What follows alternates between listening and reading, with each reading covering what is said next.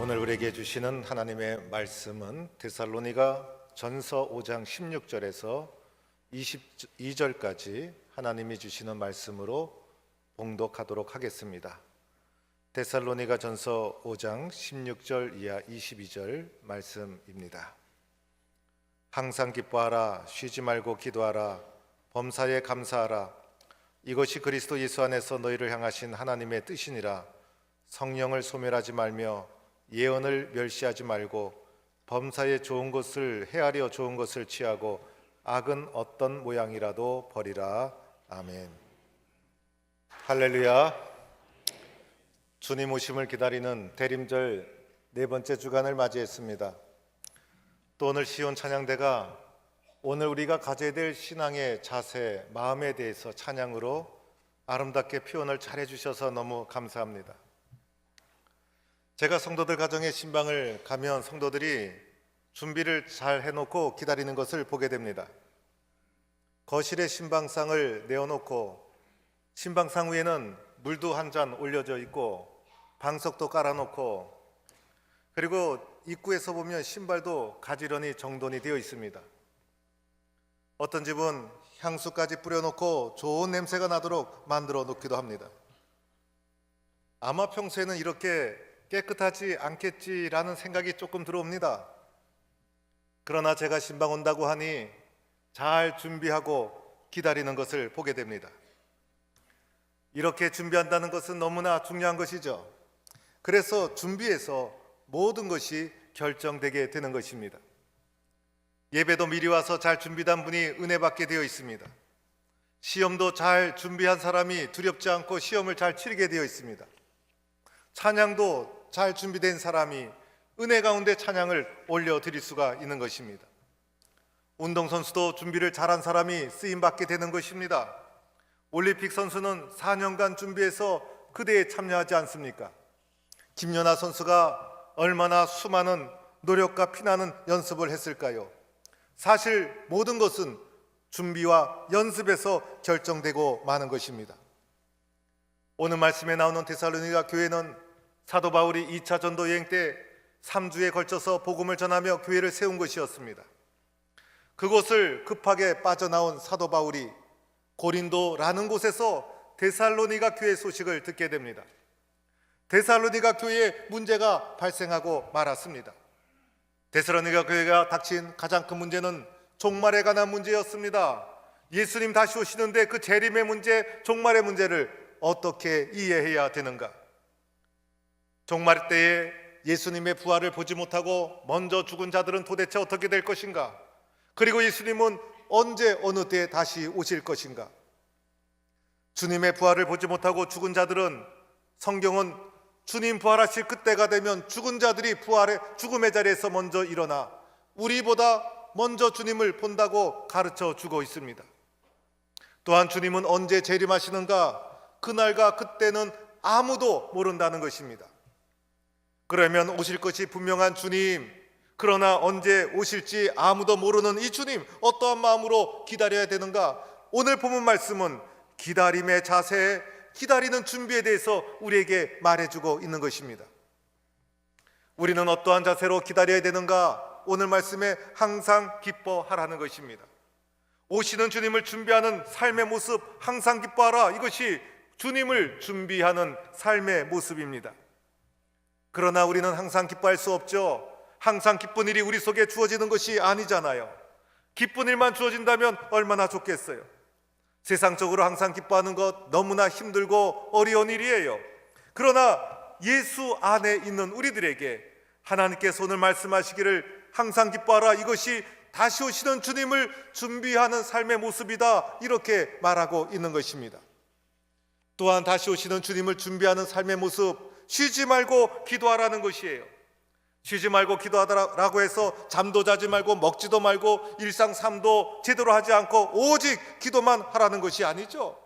잠자지 않고 먹지 않고 쉬지 않고 어떻게 기도만 하면서 살 수 있겠어요? 우리가 살아가면서 어려움이 있고 힘든 일이 있을 때 기도를 중단하지 말라는 것입니다.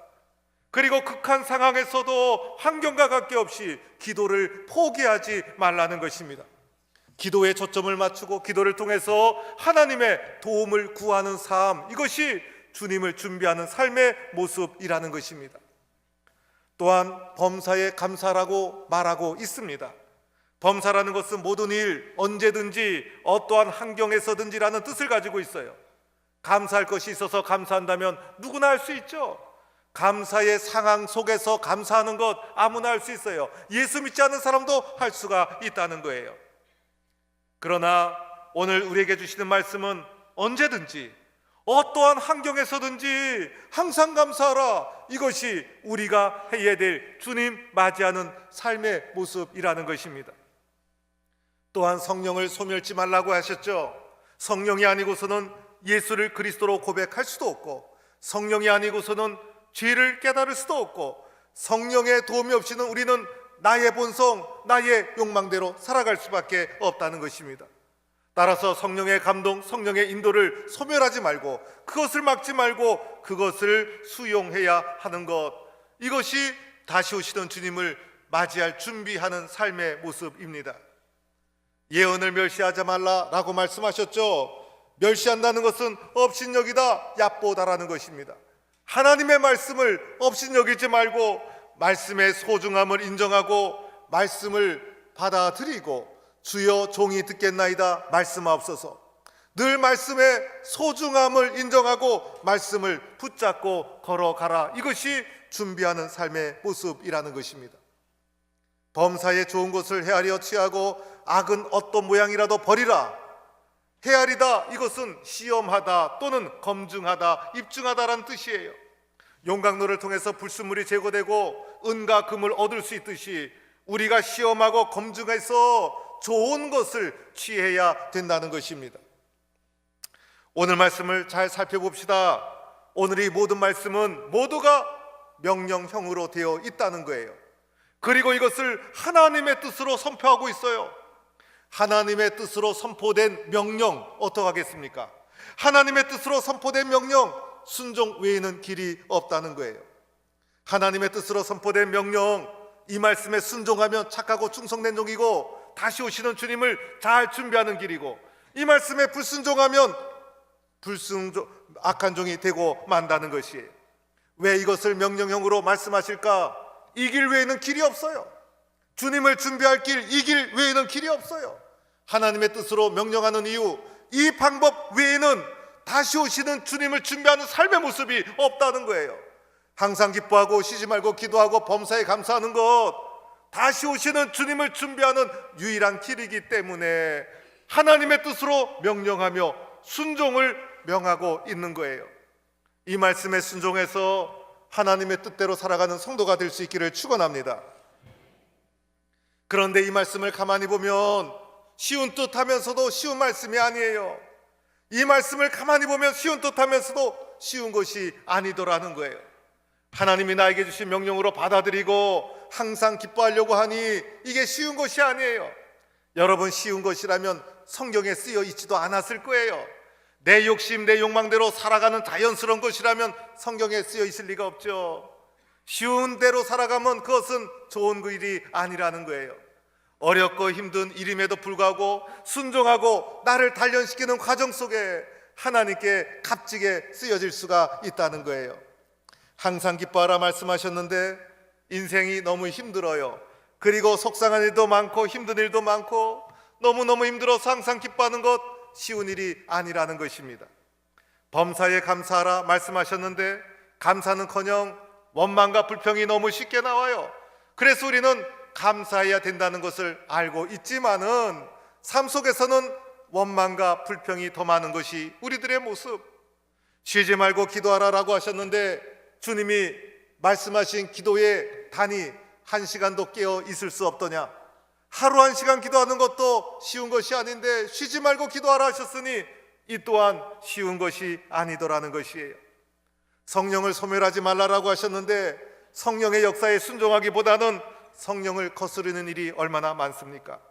예언을 멸시치 말라라고 했는데 하나님의 말씀의 소중함을 기억하고 인정하기보다도 소홀히 여기며 살아가는 우리들의 모습, 악한 것을 버리고 선한 것을 취해야 함에도 불구하고 악한 것을 더 많이 취하죠. 선한 것을 배우기는 그렇게 어렵고 악한 것을 취하는 것은 너무나 자연스럽게 쉽게 취하는 우리들의 육신의 삶의 모습. 이 모습 이대로 우리의 육신, 우리의 정욕, 우리들의 이기적인 생각으로 이 말씀에 순종할 수 없다는 데 문제가 있는 거예요. 어떻게 해야 합니까? 주님 앞에 순종하고 싶지만은 마음이 약하고 육신이 약해서 걸어갈 수 없는 이 어려운 문제를 어떻게 해결해야 되는가? 오늘 말씀 속에서 우리들은 18절 말씀을 주목해 보아야 합니다. 18절 말씀에 성경은 우리에게 이렇게 말씀합니다. 이것은, 이 모든 것은 그리스도 예수 안에서 너희를 향하신 하나님의 뜻이니라. 오늘 이 문장에서 가장 중요한 것은 그리스도 예수 안에서라는 문장입니다. 이 말씀은 예수 믿지 않는 사람에게 주신 말씀이 아니라는 거예요. 오늘 이 말씀은 예수 안에 있는 자에게 주신 말씀이에요. 예수님의 십자가에 대한 감격이 살아있는 사람, 예수 그리스도를 고백하는 믿음의 사람들에게 주신 말씀이라는 것입니다. 내 힘과 내 능력으로 할 수 없지만은 예수 그리스도의 십자가의 은혜 안에서, 예수님이 베풀으신 그 사랑 안에서, 예수님이 오늘도 나를 붙잡아 주시는 하나님의 은혜 안에서 우리는 연약하지만은 주님 안에서 순종할 수 있다는 것입니다. 예수님 안에서 기뻐할 수 있어요. 예수님이 도와주시니 우리는 기도할 수 있어요. 예수님이 함께 하시니 환경과 상황과 관계없이 절대적인 기쁨을 누릴 수가 있는 거예요. 십자가의 사랑 안에서 주어진 이 기쁨과 사랑을 누가 빼앗을 수가 있겠어요? 예수님이 함께 하시니 범사에 감사가 넘쳐요. 예수님이 도와주시니 선을 취할 수가 있는 것이고, 예수 안에 있으니 성령에 순종하고 말씀을 붙잡으며 살아갈 수 있다는 것입니다. 오직 예수 그리스도 안에 있는 자만이 말씀 앞에 순종할 수 있는 것, 그래서 예수 그리스도 안에 있는 자에게 주신 말씀이 오늘 말씀인 것입니다.